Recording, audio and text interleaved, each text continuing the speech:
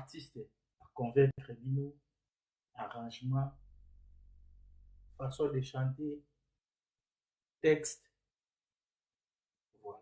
Naza pour nous tout à on a posé la question na yo kabino on a fait notre analyse selon mais nga analyse na ko ça la vite fait on va appeler ça artiste sans un appeler ses paroles na lina poser na lo baboy et wana faut na poser on des bino ba poser na panel question pour vous répondre so on a besoin de na faire une réponse alors mon frère faut la micro s'il vous plaît to yo bande ko bwana c'est beau patienter on m'a dit Et bonsoir, Sixi. bonsoir. Oui. En fait, je pense que Batunyo Sobaza, Bayoki album, Bayoki, bon, album, ils ont la première écoute, deuxième, troisième et tout. Mais pour nous développer, ils ont projet à Fali. Ils ont projet Fali, né à proposer Bisso, projet naï. Ils ont dit que Warrior ne même ça il fallait non fallait ça il a biso boyer non ils a fallu ne à proposer biso musique nenge ya lingaki et puis c'est à biso ton dit ma projet naïe et ça t'es que tout ça il a idée moto parce qu'il fallait projet mon boye puisque yo biso non moi je parle en tant que Warrior après battre sauce basa pe ba mélomane ba ko juger ne balingi fallait y proposer biso Bisson est-ce qu'il faut juger un projet oh ils a bien ou ils a bien été tu le batté que non comme si tu as une exigence on dirait qu'il fallait qu'il a ça la nengue non fallait lui à proposer toujours ba fan naïf ndeko na na ki frère na nga lobi que non whisky d'ayembi loko koleka fali loko akanza et tout fali s'il vous plaît ndeko ça la analyse na yo. Oui, non, ça l'analyse nanga, mais non, touché peu à quelques points, le bis sans pourtant n'a condamné, n'a condamné été. Mais c'est là vous avez moins tolérance moko sur le mutayambi yo a poser ba question aux en moins limite. Oui. On les a analyse selon lui. Oui, bon, après, bon, je parle pas d'analyse, mais dans le basico, n'engé artiste a sali projet naï.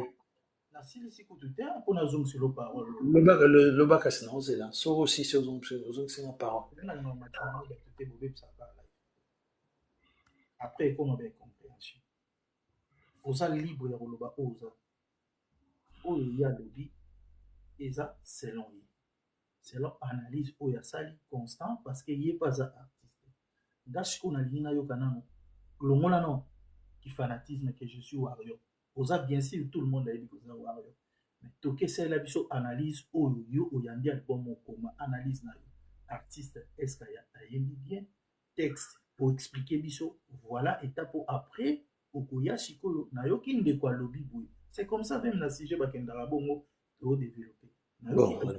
Artiste à lobby boy tala à lobby pour artiste boy o ayembi bien pour les artistes. Yo peut sikoyo ou place on a ce ko ya que non par rapport à ça au peut pas raison na yo o yo moni parce que yo ko ça analyse selon yo mutu so pas ya ça les selon mais ça sans autaquiner à ta tout à la moins liberté d'expression.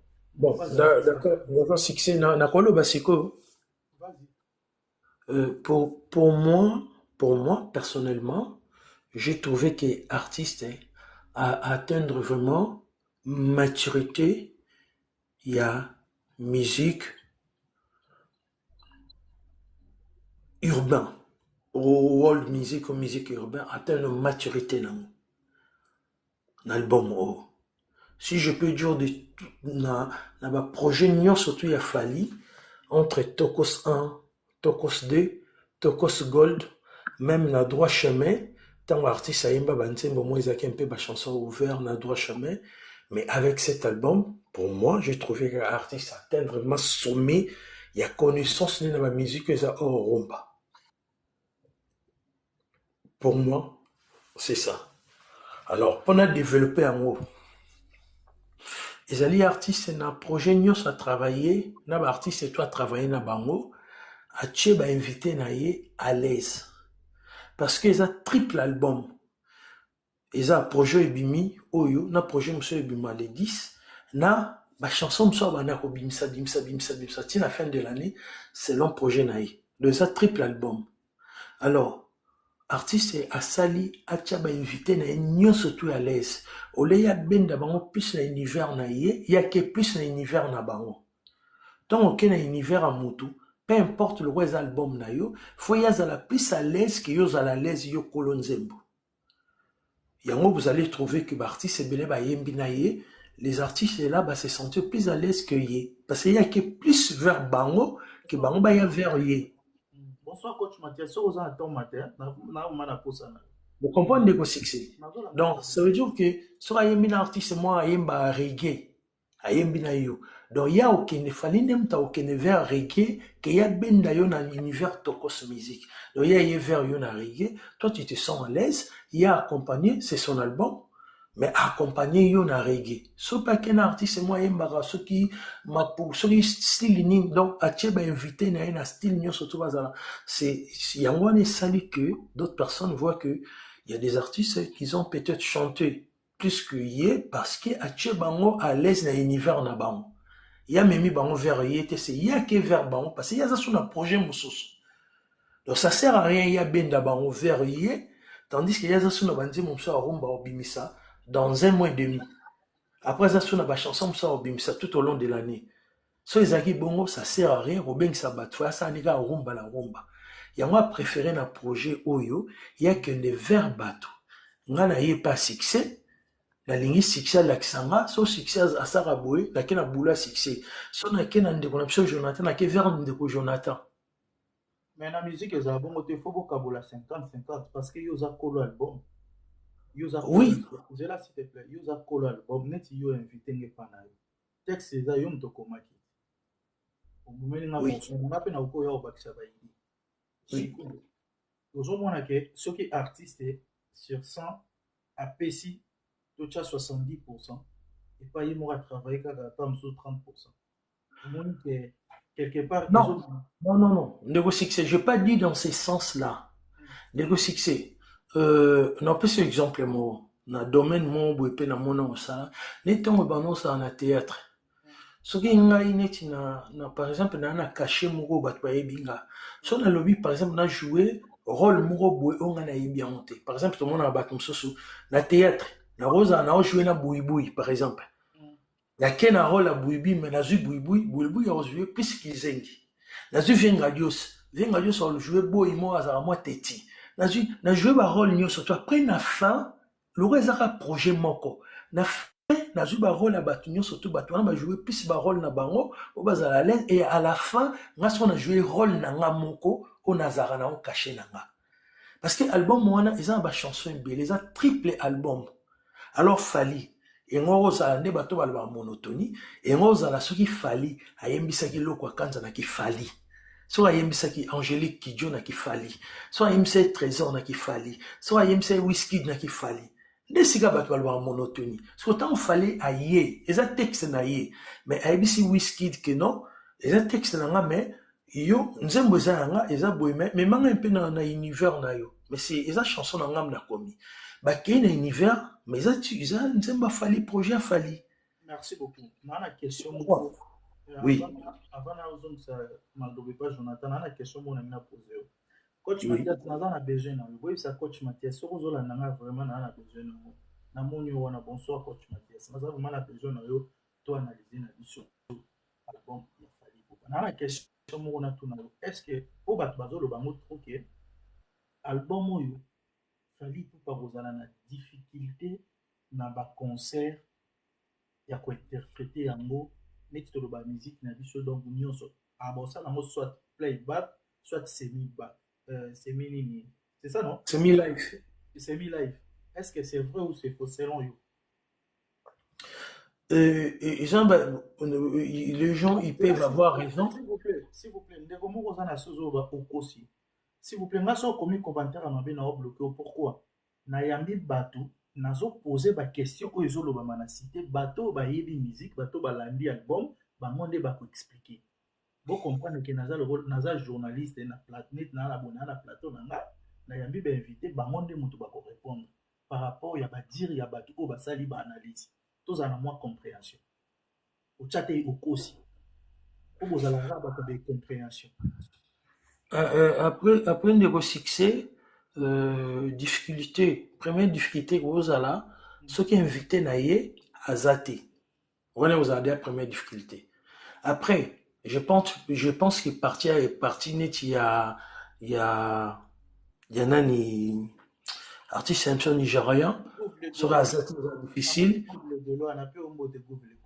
Eza difficile par exemple fallait à reproduire sur scène, mais sur tali fallait tant azali na Skyrock na Planète Rap ayembi Adie ayembi Petit Cœur ayembi Madiva ayembi banzembo ebele oyo ayembi ye moko. Après soki invité wana aza te ekozala difficile neti jam. C'est autre chose na olobela concert public tosala mwa yango na répondre te nalobi boye neti nzembo lokwa ya jam soki fallait aller sur scène nayebi te nani ako remplacer artiste oyo basali na ye, ça serait peut-être compliqué, mais il y a d'autres chansons oyo ye akoki ko interpréter en équipe na ye. Ça c'est tout, ça sera vraiment normal que banzembo mosusu ezala compliqué à reproduire parce que moto wana aza te sosa moto wana ozala te. Ça sert à rien au reproduire nzembo na moto boyemba na ye ozwa peut-être artiste na oso nzembo wana eza chanson à succès. Vaut mieux garder un peu le projet mosusu wana okoza na raison, mais ils a 100%. Ils peuvent aussi à proposer en haut azwa artiste na moi ça la partie wana, mais pour moi je trouve que eko elongola moi elongo moi nzembo vaut mieux kuta garder en haut soki aza na concert mosusu akoki kozwa invité wana bayembi na yango. Ça, c'est le point de vue dans la Wana. Merci beaucoup. Jonathan Molo, même question. Est-ce que Banzembo fallait à Mayo concert à reproduire en haut? Oui. Parce que Bishop a Congolais n'est tombé dans la nouvelle et ils ont tombé dans live. C'est mini-nité, tombé dans la playback télé. Fallait, est-ce que c'est fallait logo Azama Kassinango? N'est qu'on reproduire musique live. Après, ensuite, on a un orchestre 5 et puis ça, la production en live, Makassi. Fallait cause à la top 3, top 2, hein.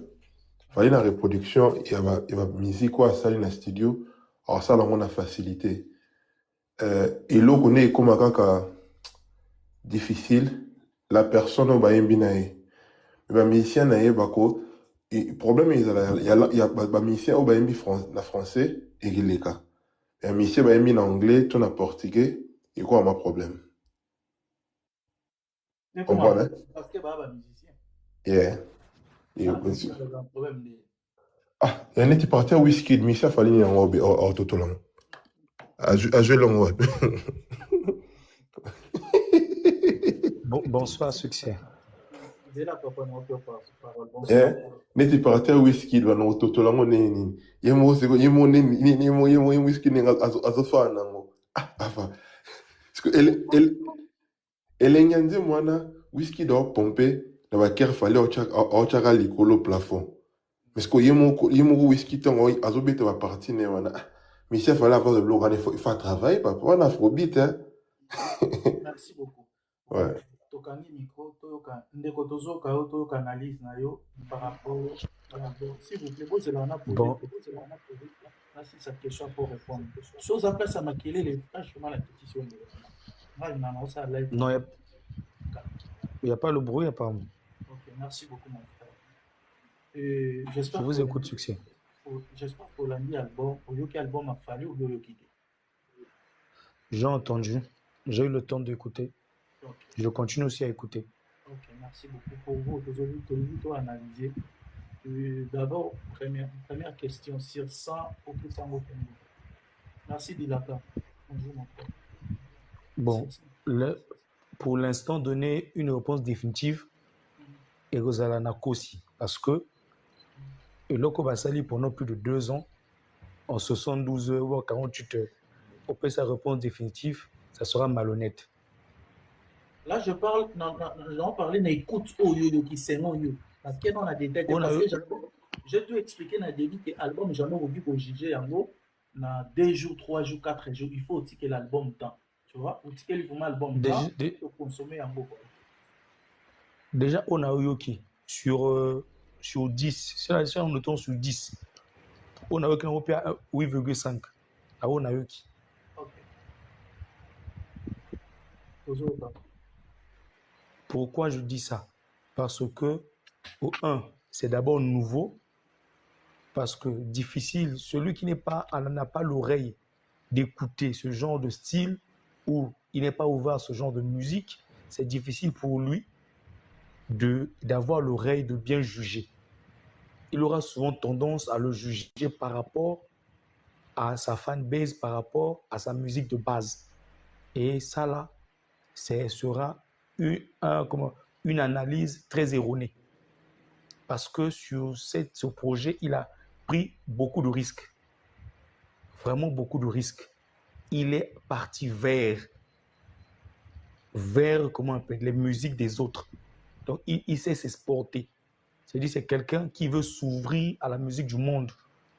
Donc, quand tu quittes ta zone de confort, il a quitté sa zone de confort pour aller affronter d'autres styles. Et déjà en anglais, c'est pas un anglophone, mais il a fait des efforts en anglais considérables. Donc, voilà pourquoi j'ai mis 8 sur 5. Pourquoi? Parce que c'est quelqu'un qui est parti vers ces gens-là pour s'ouvrir. Nous, en communauté ici, on aura du mal parce qu'on est habitué à la rumba, on est habitué au seben. Voilà pourquoi tu vois beaucoup de critiques. Pourquoi? Parce que notre oreille est habituée à l'écouter à la rumba, à l'écouter à la musique qu'on est habitué. Et là, il s'est ouvert à la afrobeat, variété française. J'ai écouté du salsa, j'ai écouté l'afrobeat, j'ai écouté l'amapiano. Vous voyez, il y a plus de 7 styles qu'il a mis à l'intérieur. Un succès. Deuxième question. Oui, succès. Nauti otala live, natindelinga balien. Nga azwaki temps journée nanga mobima navandeli na oyoka album ya Fally. Na bino azwa temps vraiment na oyoka. Nga na sisa mopenza bien. Nayoki. Mais il y a des gens bazolobaki Fally asali. Succès. Pardon, papa. Cédric aussi à l'objet il était bloqué. Moi c'est moi Cédric alingaki à matin. Ça a bloqué l'initiative de la formule. C'est qu'il y a un problème dans la page. Quand on a live, mais tout à fait dit que le bagage a bloqué, c'est qu'il y a un problème dans la c'est qu'il y a un bloqué en maille. Voilà. Total amour. Wamen. Oui, je suis là, succès. Toyoki Fally. Nga na oloba album eza bien. Côté critique pe tam suna ko loba moi critique moi muke mais nga état que artiste na appel na oreille musicale.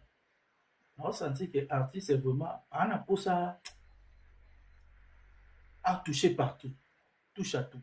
À côté vraiment na ba univers tout côté anglophone, côté nini à capter vraiment public wana. Selon nga nde nazomona la vision ya artiste. Bato balobi artiste Fally Ipupa a sali trop de plagiat. C'est vrai ou c'est faux selon yon dengo yoki album? Bon, on doit nuancer. Sample et plagiat. Il y a sampler et plagier quelqu'un. Tu peux faire des samples. Les samples, ce n'est pas interdit. Tu peux prendre un morceau, un truc, tu samples. Là, c'est permis. Et aujourd'hui, dans la musique, c'est récurrent de sampler les titres. Ce n'est pas nouveau. Et aujourd'hui, les artistes très évolués, c'est ce qu'ils font. Ils samplent, il prend un morceau qui était de l'époque, il vient, il sample. Plagier déjà, quand tu plagies un artiste, moi je vois, je n'ai pas vu les plagiats, mais j'ai vu les samples.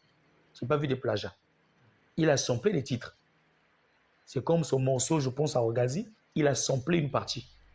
Je prends comme un morceau ivoirien, il a samplé une partie. C'est dans ce sens-là. Mais un succès, cet album a déjà les retombées. Aujourd'hui, les auditeurs de l'artiste ont augmenté. Il était à 104. Aujourd'hui, il va aller vers 2 millions d'auditeurs. Le nombre d'écoutes. Donc, ça Avec va. 1,4 million à combien à 2 millions? Et 1 million, 1,4 million, merci. 1,4 million, là, il va vers 2 millions. Et c'est, comment on appelle, ces statistiques ont de monter également.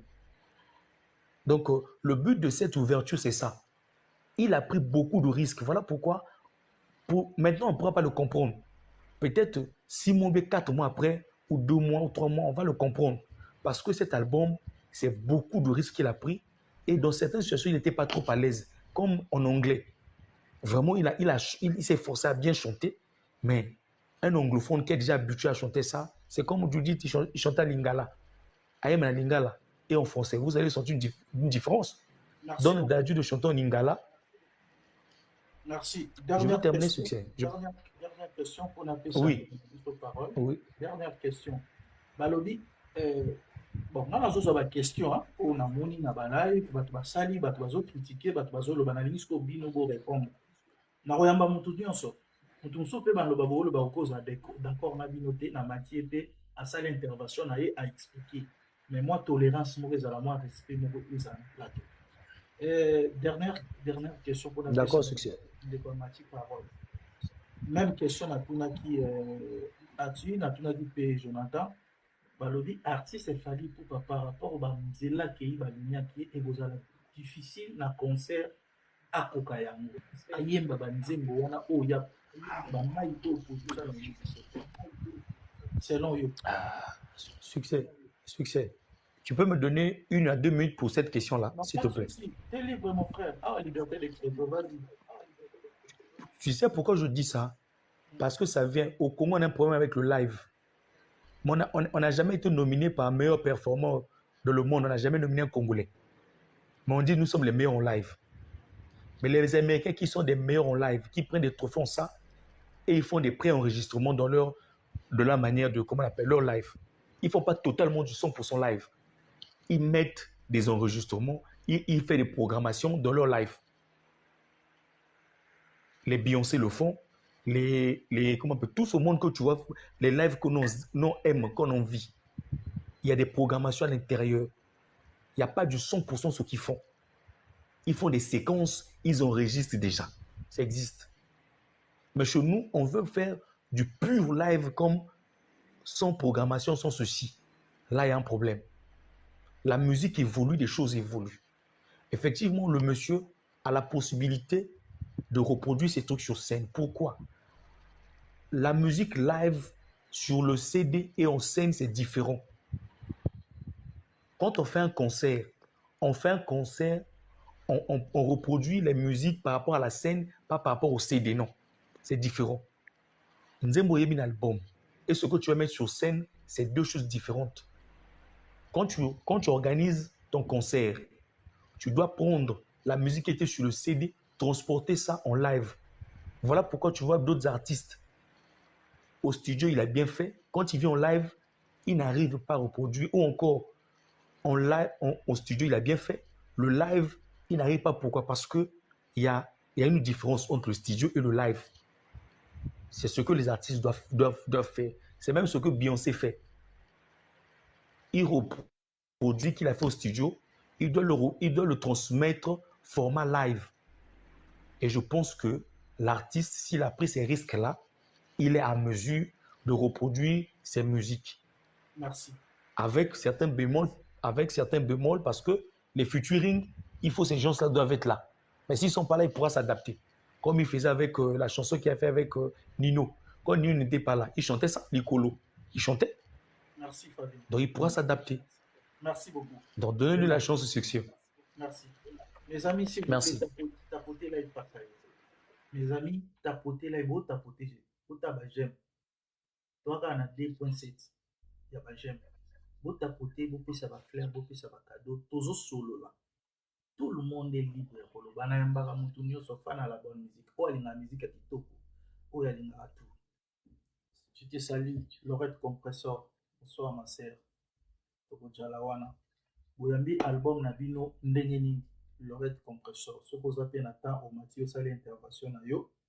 Oyebisa biso, oyembi album ya Papo, Papo Bourré. Voilà, mes amis, tapoté, et puis to somba babillé na biso, ya concert, to kuta na wana, eza concert moko ya retrouvaille, eza concert a reçoit na terre, eza concert oyo eza culture na biso, tozo tombola artiste na biso congolais, Fally Ipupa zo tombola drapeau ya Afrique, pe zo tombola drapeau ya monde mobimba. Ndeko oyo koti biso sikoyo, sujet na biso soko yebi te eza ke, tozo sa analyse par rapport ya sortie ya album ya Fally Ipupa.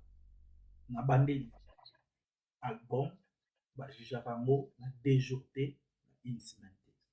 Album bazwaka temps, mais tellement bato basali ba live batindeli nga yango nga moko mpe namoni bato bile na comprendre ke baza bafanatique ya Fally te, baza mpe bafanatique balingi la bonne musique te, baza mpe na connaissance ya musique te, bakokritike parce que baza na bapenchant na bango, c'est normal.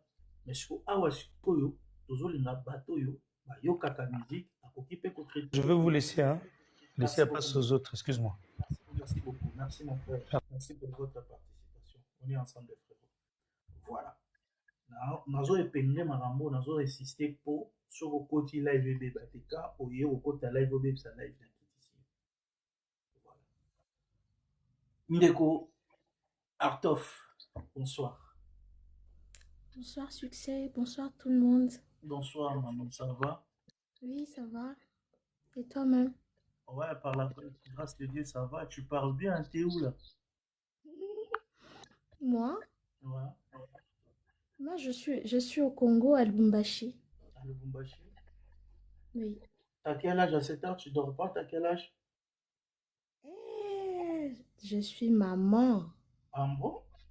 Bah oui. Je suis maman. Je suis couche tard, voilà pourquoi. Ah ouais.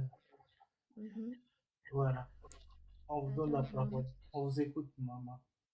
Alors, je voulais un peu intervenir par rapport au sujet.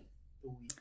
Et ma première écoute, Nanga, moi je vois que l'artiste a pris beaucoup de risques.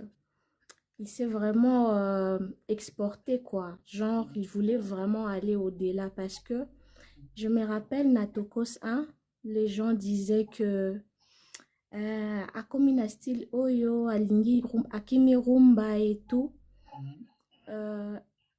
Tokos 1, Batebele, Bakritika qui au début parce que à Antamaki style O, Mesanité. Vous voyez, nous les Congolais, nous on aime la rumba et tout. Maintenant, Bato Balingra, musique du monde. Quand je dis du monde, c'est la musique nyonso. Tout ce qui est belle mélodie et tout, Bato Balingra, les gens appréciaient Kiango. Mais c'était un peu difficile pour nous Congolais. Ton dimango na ebandeli. Mais nous connaissons tous après et comment bandi batuku de bandolo bakoma olobake et fallait oyembisi bakino français makasi boy. C'est après que bato ba découvrir et puis lingi yango. Alors moi je dirais la première écoute Olongana Yoki, il y a déjà des chansons. Moi il y a déjà une chanson que j'ai aimée. J'avais vu ça, Fally avait posté Azalaki na maki na Congo central. Les titres Adieu. Moi j'ai aimé la version live, c'est même pas la version Nayoki na album et tout. La version live, c'est ce que moi j'aime. Donc, c'est la chanson qui m'avait vraiment emporté. Ça m'a emporté, au fait, la mélodie et tout. Et puis, il fallait la bien chanter. Alors, ce n'a aspect à Batubazo Lobake, Ayembi Biente, moi, je dirais les goûts et les couleurs. On doit aussi savoir que Akena Bastille, Oza Yayete. Donc, celui déjà, ok, na style yote, tu vas travailler ta voix en fonction de style ok kosala. C'est pas comme si on yemba mede rumba et que non ba not nes ezalabo et tout. Mais ok na style yote, donc c'est-à-dire il doit s'adapter na ba style wana oyo asali. Alors, côté nir rigueur na sens ya olobake, ayembi biente. Là, je trouve que c'est un peu dur. c'est vraiment un peu dur parce que j'avais suivi les gars qui travaillent avec lui au studio. Il a dit l'album XX Babanda qu'on travaillait en gros juste après la sortie, il y a Formule 7. Imagine maintenant, Formule 7 et Bimaki, quand et le lendemain déjà, la sortie à Formule 7, Abanda déjà ont travaillé l'album, c'est-à-dire. Donc, les gars ont pris le temps de travailler tout ça. C'est maintenant à nous. S'il te plaît, attends, s'il te plaît. Bandeko, Mhm. toi, aussi, au monde live comique. Moi, ça doit l'intervention qui t'a recollé comme Mibali. Mais bon, t'as poté. Mais Mibali, tant que y a un côté polémique, Romi Boswan. Bozok intervention, moi, ça doit ça va arriver à c'est non. Bozok analyse. Sans qu'à taquiner, tout sans qu'à l'obabo. Rosette, vous tapoter pour nous partager. Ma fouta, ma bande, vous tapoter pour partager, s'il vous plaît. Ceux qui peuvent cadeau, les ailes, pour PC. Ceux qui peuvent fleurs, les ailes, pour PC. Ok, maman. Alors, les gars ont quand même pris le temps pour travailler cet album. Kolobake, ce qui 48 heures que album eza mabe, là je pense que eza juste musique oyo lingarate, voilà pourquoi oloba bon. Nous autres on aime la musique en général, c'est-à-dire nga musique ezala reggae, ezala zouk, ezala compa. Si seulement ça me touche, moi j'écoute. Donc les gens, les personnes qui aiment plus la rumba, moi je dirais juste que eza musique na bango te, soit bango bazela o ya deuxième partie ekoya. Mais Sikoyo, dire que eza tokende mabe sikoyo là, selon you ouais, na équipe oyoki parce que nazo insister là omona oloba album bajujaka yango na 2 semaines te 1 semaine te album mpo ozwa exactement. 1 mois 2 mois 3 mois oyoki yango ocomprendre tete ocomprendre maloba apres okomi osala baanalyse wana selon nga ndenge nga nayokaka mai na mwa moke oyo toyoki tokoki mpe koanalyse na oyo mwa moke oyoki sur 10 opesi yango combien note ya combien mama. Bon, jusque-là, nayoki banzembo nyonso te, mais naza déjà na ba coup de cœur. Je ne dirais pas na ba pourcentage, mais naza na ba coup de cœur de GBL. Déjà, la chanson avec Lokwa Kanza, moi, c'est ma préférée. Avec Lokwa Kanza, Lost, Petit Cœur, Deuxième Maman, quoi encore? Jam, j'aime. Les styles avec Whisky, j'aime. Adieu waneza nzembo nalingaki ya liboso na XX oyo.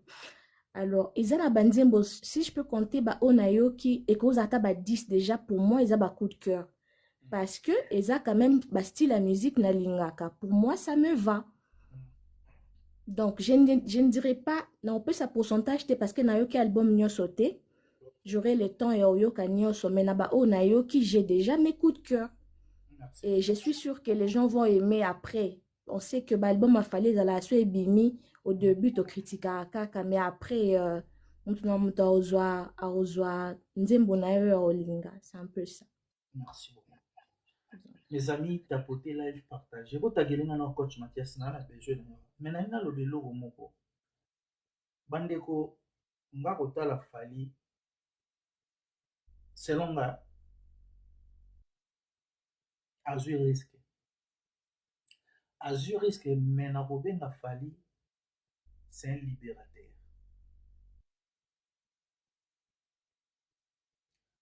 Omoni Congolais ayaka ko comprendre makambo nsima. Wana selon nga. Congolais ayaka ko comprendre makambo nsima. Et puis Congolais soki likambo eza biso toyaka liboso ko critiquer. Salut maman Sissi. Biso toyaka d'abord na critique to critiquer mais toyaka te tovanda toyoka nanu artiste apesi biso nini. Soki bozo se souvenir ntango album na ye ya liboso ebimaki le monsieur il était toujours critiqué tokobenga ye UPN. Mais or azalaki na vision mosusu ya kokende même na premier album na ye ya kotouche bamai moko boye mpo akota aujourd'hui. Non féliciter artiste pourquoi non ta na bapanel tout Camerounais, Ivoirien, Sénégalais, Mali, ça analyse album. Même na Nigeria, bazo ça les langues, influenceurs na bango, youtubeurs na bango, bazo ça lango analyse. Bango kutu bazo se faire la featuring ya Fally na Wizkid. Komi déjà na niveau ya ko comparer, bazo le baké Wizkid a beti Fally. Amené Fally. Sikoyo. Na se makasi. Bo kanga na se babi bozo kanga na se, c'est vrai? Batu bozo la nanga. Bozo kanga na se nga volume nanga eza likolo. Bozo kanga na se. Siko yaki phone ninge kwe ninge la laki ninge TMC phone siko c'est bon. Okay. Fally Ipupa nazo benga ye libérateur pourquoi? Azana vision. Lelo oyo parmi l'artiste congolais oyo bazana ba fanatique bazana batu oyo ya bandeko mosusu ya libanda chez Fally Ipupa. Pourquoi? Grâce à ba featuring na ye, grâce ya vision na ye ya ko toucher ba communauté mosusu omona ke okende concert ya Fally omona ba Ivoirien, ba Camerounais, ba Sénégalais, ba Malais bazali. Naza musika olimbisa balobi naza musika. Fally Ipupa di Cap la Merveille et le Mara libérateur pourquoi a touché ba point oyo akoti na kati ndenga koti wana azo gagner ba fan par rapport ya ba couleur apesi biso. Boye bango ke Fally Ipupa zaka aimé na Angola. Aza aimé na Angola na yembe biso na portugais. Na Nigeria Fally abeti na ba star o baza komi. Jo Fally akotia production kuna na stade mo na salle moko monene oromona. C'est comme ça il faut l'artiste va travailler. Toyaka nanu te ko critiquer mais total la vision. Il faut qu'on apprendre et pas à monter pour mon na moi implice mo ba bati ayene logo moko bo. Lelo na ko mona l'artiste congolais bilé ba ko mo luka pe ba ki na ba mai moko na français. To lo ba na génération o c'est grâce à Fally. Français yemba mana mokal. Mais na tolo parce qu'on a génération au poussa mo kende musika c'est Fally. Ça se voit. Donc tu peux ya risquer. Risque o ya risquer to PC temps to yoka résultat ya album. Normalement to koki ko juger album monté na 2 jours 3 jours. Pour nanga, moi les analyses nanga. Tu n'es pas obligé aux d'accord nanga. Les analyses nanga. OK, to pesa étant 1 mois, 2 mois, 3 mois. To regarde tout ça, tout à la score résultat sur PC ndenge. Et bobo sanate to s'occuper to na côté consommation. Déjà na featuring moko na 24 heures sali 1 million de vues. Ça félicité. Tandis que l'artiste mususu lelo pour ba kokisa 1 million, c'est tout un problème. Donc ba fan na ye bazo répondre présent. Tolonga ba fan ya koya ko lobaka belé mais sur le terrain tozomona résultat il remonte ça. Ça sert à rien. Donc résultat au tozomona en 48 heures, merci beaucoup. Résultat au tozomona artiste a pesi biso ba featuring. Ba artiste belé congolais boboya ka ba featuring. Boko sanate. Featuring est très très important na carrière na yo. On appelle ça ndeko parole ou la mati na oloba boy. Fally abeta Olympique. Bolanda parcours hein, s'il vous plaît, na obenge libérateur pourquoi? Fally ake nango étape par étape. Kwa koma awa. Soki yo yebite tchala mato ya enregistre yoka. Fally Ipupa abeta Olympia de Paris. Fally Ipupa abeta Zénith de Paris 2 ou 3 fois si je ne me trompe pas. Vous mentionnez qu'on en a 2 fois. 2 fois, merci beaucoup. Fally Ipupa abeta Bercy. Fally Ipupa abeti Accor Hotel Arena. Fali Ipupa abeti Paris La Défense. Arena. Fali Ipupa azobeta double Stade de France. Mon frère, yoza artiste. Soki tobi toki na logique, yo lingi fali asa esoni. Jubilé. Yo pesa nga réponse, yo siko lingi fali asa la ni. Kaba koboya. Omona par rapport ya projet oyo, omona ke artiste akolongwa na zone francophone tam so ke côté anglophone. Omona vie ya nuance apesi, façon memeli biso, ba couleur apesi biso, omona se retrouver côté anglophone ake kobeta ba stade kuna. Mais tango bino boboya, ekozala déjà tard. C'est pour cela bozomona makambo ya zosala, bino bozoya kosala ngo après 2 ans, 3 ans, 4 ans, bosa ba comparaison. Ah franchement, et un peu bleu mususu, na ndenga mabete to sala so ba comparaison. Ça n'a rien à voir. Ça n'a rien à voir. Donc nanyaki na betela na lobe loko parce que bato yo bolandaka biso, nga loba na nga vérité. Muto kochanga pe mbele ate. Nga o na moni eza bien il faut to loba. Fruit à Stade de France eza fruit ya ba projet oyo. Makambo ya sali. Vision o azana.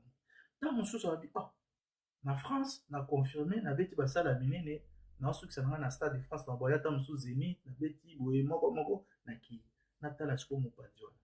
Aujourd'hui je vous dis fallait so ache date en Nigeria wana vous pesa nga raison. Alors ça la plaît. On va fitiri moi ça. Parce que été que lisusu. Kota la promotion ndeko fali pour bazo sala c'est différent na biso ba Congolais. Na tikali komona te bureau ya fali apesa mutu moko Saint-Denis pour ça les promotions. Na tikali komona te bureau moko fali abimisi mambo apesi ba TikTok pour ça les promotions. Ezaka ba fan na ye na bato balinga la bonne musique ba soutenir artiste. Yango to yebisaka bino il faut professionnalisme ezala makambo tout bozo sala. Eloko na loba ngo bato ba comprendre ngate. Nous avons des tozana ba artiste ya minene na mboka na biso ba kosa mambo fali osala. Mais bocha sérieux, bo apprendre belé, boza na ba manager à bien, boza na ba producteur à bien, boza na ba label à bien. Mbongo ba muta lukaka mbongo elukaka mutu. Mbongo il faut que ozango malembe kolinga to gagner du coup. Pour so luko gagner du coup oya o perdre oya o rater marché. Bozo beta ba concert ça ba sponsor to lobate. Ba concert mythique ça ba sponsor to lobate. Bosala effort. Image na bino yona yebisaka bino ba entourage baza ba proche à ba artiste faut boza na image moko parce que bozo teka produit na bino boza na produit en face na bino boye bakate kaka lingala o biso to loba ba balola ngo pe comme na France. Voilà. Joker tozo yoka. Bonsoir succès. Bonsoir mon frère. Analyse na yo pour comprendre les deuxièmes sujet na biso otikelio 3 minutes pour développer par rapport à sortie l'album ya Fali Ipupa au jugeant comment analyse na yo son est-ce que artiste a indi sur 10 parce que tocha qui sent longo lisa toche 10 parce que album est bimi lelo toko ça analyse mais par rapport écoute na yo première question est-ce que yo qui album a fallu au yo Première question avec album là qui va nous venir à sauter. La Jonathan avec album avec un accord avec un 2-3 fois trois qui boulot. On a consommé un peu l'album. Analyse dans la liboson attend avec album le côté m'a bêté. Ils doivent congolais. Oh le mec congolais là c'est que ton la culture. Rumba et la culture na biso. C'est-à-dire to mesani trop ko ka rumba to koli nango to botami nango. Et étant album à libosé bimi tant projet bimi. D'ailleurs qui projet au début n'a un peu mitigé. Album oyo est compliqué. Album oyo est compliqué. nayoka yango pour deuxième fois fo yeba ke nga nayoka kaka bandule bakongole te nayoka mpe bajazz mwa biloko ya mike banini nzela napesa sere na nga mona moni ye wana ya pembe zimpembe za mondele nda ya certifie wana warriors ya nyama ya liboma tokozala ne na stade de france mwa mukaji mwana etu mukaji wetu nazozela biye na nga ya deuxième date bien les défauts moi mite yo kutolaka nga biyo sombelanga biye kakolo allez bon joker toke yo naloba mpe awa ntan nayoki yango to ya liboso nayaki un peu mitigé c'est-à-dire mais sikoyo ntan nayoki yango lisusu natie mpena litoi mpena nabi te jo ya nyama nabi jo ya nyama mpo ani nabi jo ya nyama napesika en fait na comprendre album oyo mpo na nga eza na deux objectifs na kati ya album oyo selon envie na nga objectif ya liboso eza nanu côté notoriété na ye côté notoriété na ye ce fallait asali album oyo na ndenge ke acapter mpena monde entier ka bafrançais te ka baanglophone te alingi mpena ko mpo na nga kuna mpo na nga avi na nga fallait kozala mpena artiste congolais le plus écouté le plus aimé peut-être na monde parce que au fait tout le monde évolution totali compte Spoutine na ye azalaki so na 1 million sur 14 000 paf agroupe déjà 1,9 donc évolution productive c'est-à-dire que bato baye se rajouter na vision jo aza nango tokobeteka maboko na vision jo uti olobango aza mpena obi ko libérateur na bitu obi momorbe wana libérateur aza mpena mpo na nga aza artiste kongo nayebi te sûrement artiste mosusu akobimaka na ye ta mosusu bagénération balifanto na biso mais mpo na nga jo akozala maman artiste congolais ta mosusu mpena bikaye bato ntango nabeta lisolo ya congo baloba fali pupa jo mpena banotangama mpena be mais sikoyo ndi balobaka kaka prophète alingama mpa na ye te wana premier objectif mpo na nga objectif ne ezalaki na notoriété asimba bacommunauté nyonso deuxième objectif na nga eza polyvalence na ye c'est-à-dire que deuxième objectif na nga ezalaki polyvalence na ye mpo na nga fani asali so toyoki album wana abeti tous les styles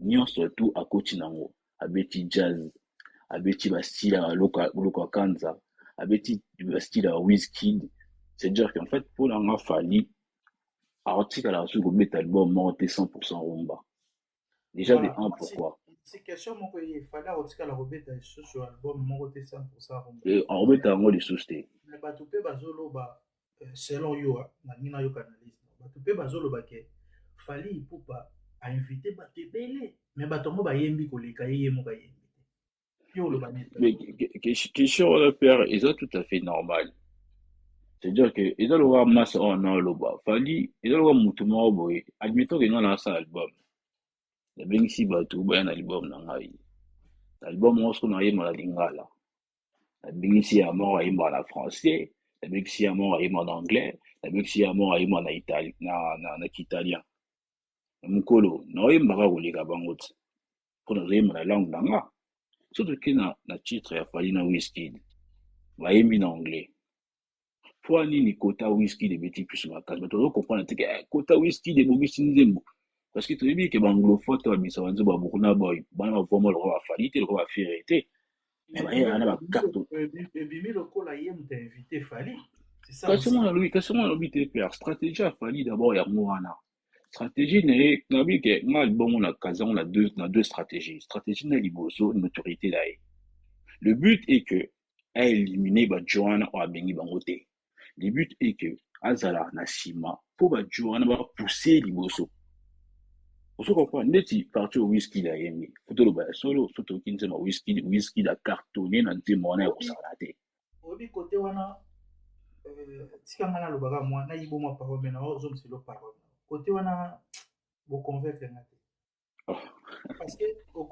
yo parce qu'on a poussé ba raison nanga boconvaincre nga te pourquoi parce que Fally c'est un grand aza déjà grand ba Wizkid ana bayebi valeur na ye alingaki apesa pe oyo ya ye ata aza anglophone te me apesi oyo ya ye mingi par rapport ya invité parce que na minute wana c'est comme si ye moko kolo nzembo abimi on dirait invité abimi lokolo ya kolo nzembo parce que aza déjà grand biloko abongo apesaka moto ayebani te azolinga atekama azala na vision azala na visibilité moko mais fallait déjà ayebani aza na visibilité ya monene ayembaka même na R Kelly zwa fitir na fali na R Kelly donc est-ce qu'on a comparaison mais R Kelly ayemba na anglais mais fallait s'exprimer malgré toi ayemba na lingala akota pe mwa baniance ozwi fali na nani momi oyo bayemba eza nani oyo basalaka bino na église boye momi wana nani komonena bokomelanga Linsha, je crois, non? soki lisha wana Olivia merci beaucoup na Olivia eza te soki oyebi anglais te mais yo tika bato basexprime bayemba koleka bayemba mingi koleka yo omoni sikoyo yango sikoyo toomona ke ozwi so na loka kanza fali déjà aza fan ya loka kanza ayemba déjà loka kanza aza pe na balinie wana mais loka kanza yembi makasi koleka fali pupa yango sikoyo bato bazotuna omoni sikoyo place bato sikoyo bazotuna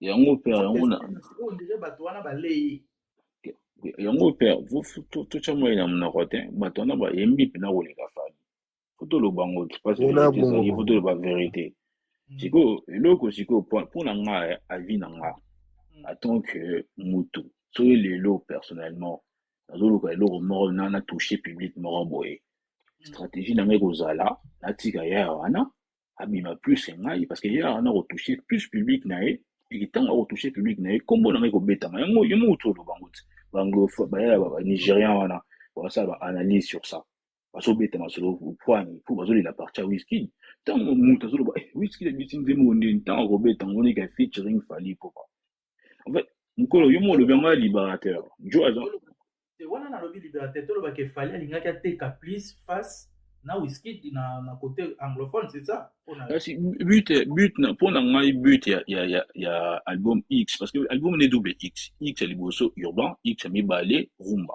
mpo na ngai album ya X ya liboso oyo ebimi ya urbain eza ke fali alingi omitekama ozo comprendre alingi so omoni que c'est la première fois que tout le monde artiste congolais personnellement ce que moi je connais la première fois tout le monde artiste congolais au asali ba featuring quand na ba anglophone te fallait asali ba featuring presque na ba langue nyonso tout français anglais portugais c'est plus la plupart des langues qui se parlent dans le monde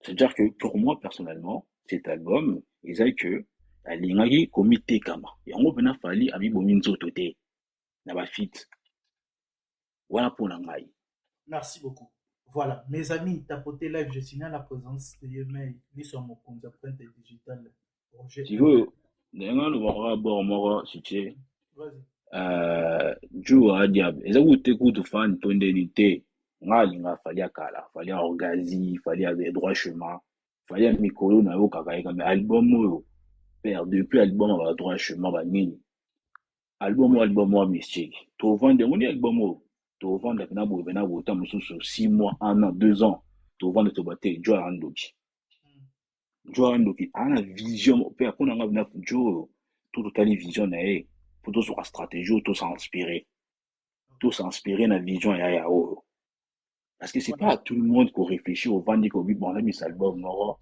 nabengisa yaya moko alobaka portugais nabengisa yaya moko alobaka boye nabengisa yaya c'est pas tout le monde qui réfléchit comme ça ce qui veut dire ce mec il est tellement bien entouré il est tellement réfléchi on peut que le dire bravo merci beaucoup Roger ML liso mokonzi tinda demande asuki na nga wana père merci beaucoup okoki mpe kointervenir na question wana soki okoposa dispo je peux intervenir sur cette question vas-y.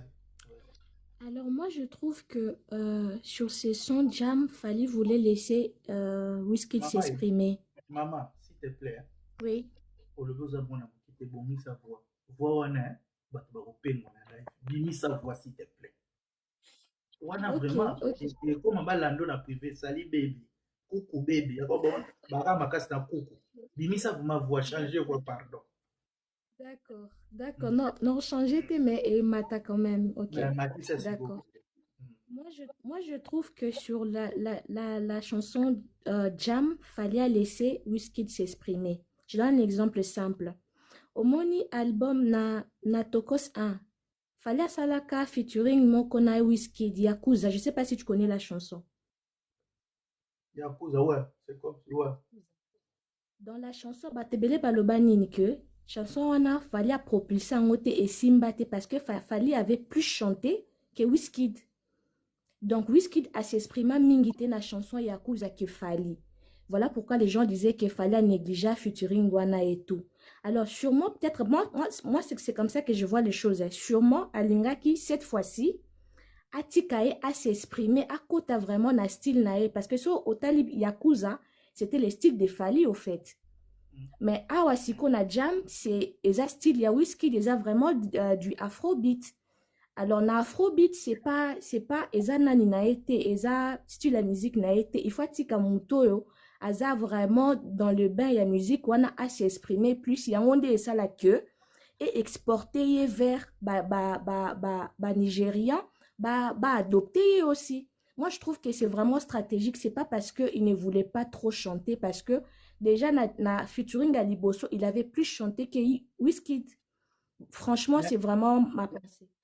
mais jusque-là, nga vraiment, je vous dis la vérité, naza convaincu te na makambo bolo. Malgré tout, bato Je, bapesa bino bravo, maman, bravo, bravo. je Nga jusque-là, bo précise la convaincre nga te chanson ya pourquoi? Wizkid. Pourquoi? Je précise. Dixonalo après, hein? Soit c'est Zela, ça. s'il vous plaît, tobebisa live te bo naza na bino, nakiti bino te toke moko moko. Tout le monde aza libre. Nga naza convaincu te pourquoi? Ekoki kozala chanson moko mibale.